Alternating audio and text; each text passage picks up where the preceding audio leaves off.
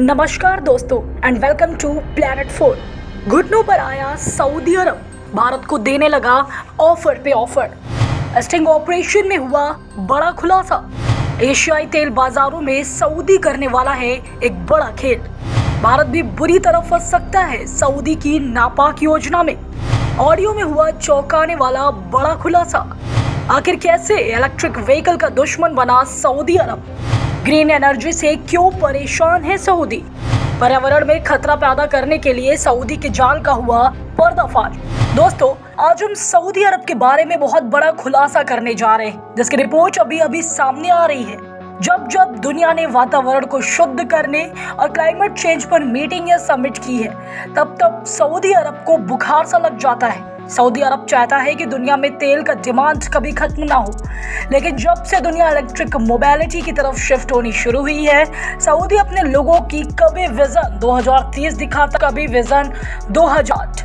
Saudi अरब का तेल बिक नहीं रहा और उसकी अर्थव्यवस्था डुबकी लगाने को तैयार है। इसी कारण अब वह तेजी से हाथ पैर मार रहा है। सबसे पहले कोरोना महामारी और उसके बाद यूक्रेन और इजराइल युद्ध ने सऊदी के तेल बाजार को चौपट कर दिया है। यूक्रेन युद्ध शुरू होने के बाद भारत ने भी सऊदी को बुरी तरह तेल खरीदने के मामले में अलग थलग कर दिया था।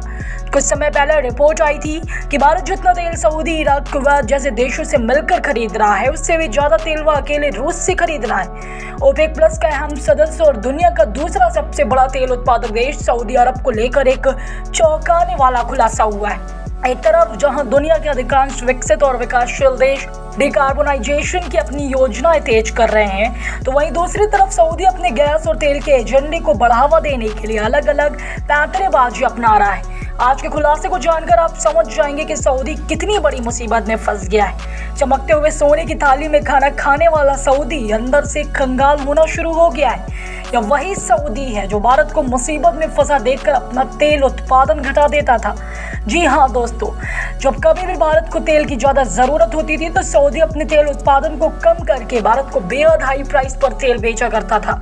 सऊदी के जाल में फंसकर कई बार भारत में सरकार भी गिर जाती थी। तेल माफिया सऊदी अब इनडायरेक्ट तरीके से भारतीय लोकतंत्र को भी ऑपरेट कर रहा था। लेकिन आज सऊदी का हाल ऐसा हो गया है कि वह भारत के सामने लगभग घुटनों में आकर रिश्ते बहाल करने की कोशिश कर रहा है ताकि भारत उससे तेल खरीद सके। लेकिन भारत है कि रूस से सस्ता तेल खरीदना बंद ही नहीं कर रहा, और अब इसी बीच वेनेजुएला का भी दरवाजा खुल गया जो रूस से भी सस्ता तेल देने को तैयार है। आपको बता दें कि हाल ही में खबर आई थी कि सऊदी के कुछ बड़े लोग भारत में आकर हज के पैकेज में बड़े बड़े ऑफर दे रहे थे ताकि भारत और सऊदी के संबंध बेहतर हो सके। जानकारी के लिए बता दें कि अमेरिका और चीन के बाद भारत दुनिया का तीसरा सबसे बड़ा तेल कंज्यूम करने वाला देश है। ऐसे में अगर भारत सऊदी से नाराज हो गया तो उसके कंगाल होने की रफ्तार तेजी से बढ़ जाएगी। इस वक्त भारत के पास तेल खरीदने के लिए केवल सऊदी अरब ही ऑप्शन नहीं है, बल्कि भारत किसी भी तेल उत्पादक देश से तेल खरीद सकता है, जिसमें रूस, वेनेजुएला सभी शामिल। यूएई मिडिल ईस्ट का सबसे समझदार देश है जो समय रहते अपने इकोनॉमी को तेल से हटाकर सर्विस सेक्टर पर शिफ्ट कर दिया। यूएई भारत से भी अपने संबंध हमेशा बेहतर रखता है। कतर, कुवैत जैसे देश भी यूएई को देखकर अपने इकोनॉमी में बदलाव कर रहे हैं, जबकि सऊदी अरब की नींद अभी अभी खुली है और वह अचानक विजन 2023 और विजन 2060 का सपना देखने लगा है। अचानक वह दुबई की तरह ताबड़तोड़ नए नए शहर और महानगर बसाने की कोशिश कर रहा है। सऊदी अधिकारियों के स्टिंग ऑपरेशन का एक ऑडियो सामने आया है जिससे पता चला है कि सऊदी अरब ने एशिया और अफ्रीका के बाजारों में तेल की मांग को आर्टिफिशियल तरीके से बढ़ाने की योजना बनाई है। मतलब जिस एरिया में तेल की डिमांड कम है वहां जानबूझकर सप्लाई कम करके तेल का डिमांड बढ़ाने की कोशिश करने वाला है। मतलब कि सऊदी एक बार फिर से वही पुराना खेल खेलने जा रहा है जिसमें वह भारत को परेशान किया करता था। सेंटर फॉर क्लाइमेट रिपोर्टिंग और चैनल 4 न्यूज़ ने ब्रिटेन में एक स्टिंग ऑपरेशन किया है जिसमें सऊदी अरब के ऑयल सस्टेनेबिलिटी प्रोग्राम OSP के अधिकारियों ने स्वीकार किया कि सऊदी अरब की सरकार पेट्रोल, तेल और डीजल उत्पादों के लिए अफ्रीका और एशिया में मांग आर्टिफिशियल तरीके से बढ़ाने की योजना बना रही। बताया जा रहा है कि इस पूरी योजना में सऊदी के टारगेट पर भारत भी होगा जो दुनिया का तीसरा सबसे बड़ा तेल कंज्यूमर है। अगर सऊदी अरब भारत में तेल का दाम ऊपर नीचे करने में सफल हो जाता है तो वह 2024 लोकसभा चुनाव को भी कंट्रोल कर सकता है।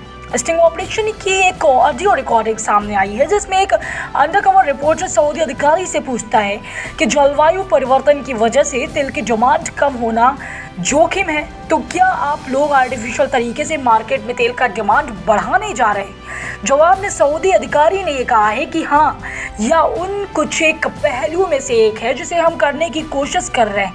यह हमारे मुख्य उद्देश्यों में से एक है। अधिकारी ने कहा कि इस योजना को सऊदी अरब के वास्तविक शासन क्राउन प्रिंस मोहम्मद बिन सलमान का समर्थन हासिल है। इस योजना के तहत अफ्रीका के तट पर बिजली स्टेशन जहाजों का एक बेड़ा बनाना शामिल है जो बिजली पैदा करने के लिए भारी ईंधन का उपयोग करेगा।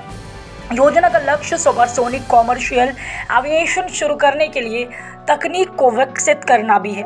इन सुपरसोनिक विमानों में पारंपरिक हवाई यात्रा की तुलना में लगभग 3 गुना अधिक केरोसिन की जरूरत होगी। तेल की मांग बढ़ाने के लिए सऊदी अरब एशियाई और अफ्रीकी बाजारों में तेल आधिकारिक वाहनों की संख्या बढ़ाने की भी योजना कर रहा है। इसके लिए वह कुछ स्ट्रैटेजिक इन्वेस्टमेंट कर सकता है ताकि इन इलाकों में वाहनों की संख्या अचानक बढ़ जाए और वह कंगाल होने से बच जाए। इस बीच अधिकारियों ने कहा है कि सऊदी अरब वैश्विक स्तर पर इलेक्ट्रिक वाहनों के लिए दी जाने वाली इंसेंटिव और सब्सिडी का मुकाबला करने की भी योजना बना रहा है ताकि फॉसिल फ्यूल पर अंतर्राष्ट्रीय निर्भरता को बनाए रखा जा सके, खासकर अफ्रीका और भारत जैसे उभरते बाजारों में। सऊदी अरब वैश्विक मांग को देखते हुए लंबे वक्त तक कच्चे तेल का अधिक से अधिक उत्पादन जारी रखेगा। मई में ही सऊदी की तरफ से घोषणा की गई थी कि वो 2026 के अंत या 2027 की शुरुआत तक अपने कच्चे तेल के उत्पादन को 10 लाख बैरल प्रतिदिन से बढ़ाकर 1.3 करोड़ बैरल प्रतिदिन कर देगा। सऊदी अरब पेट्रोलियम निर्यातक देशों के संगठन यानी कि OPEC में दूसरा सबसे बड़ा तेल उत्पादक देश है। कच्चे तेल के उत्पादन और उसकी कीमत निर्धारण में सऊदी की अहम भूमिका रही है। सऊदी अरब की तरफ से तेल की मांग को आर्टिफिशियल रूप से बढ़ाने की खबर COP28 जलवायु शिखर सम्मेलन आयोजन के आसपास आई है।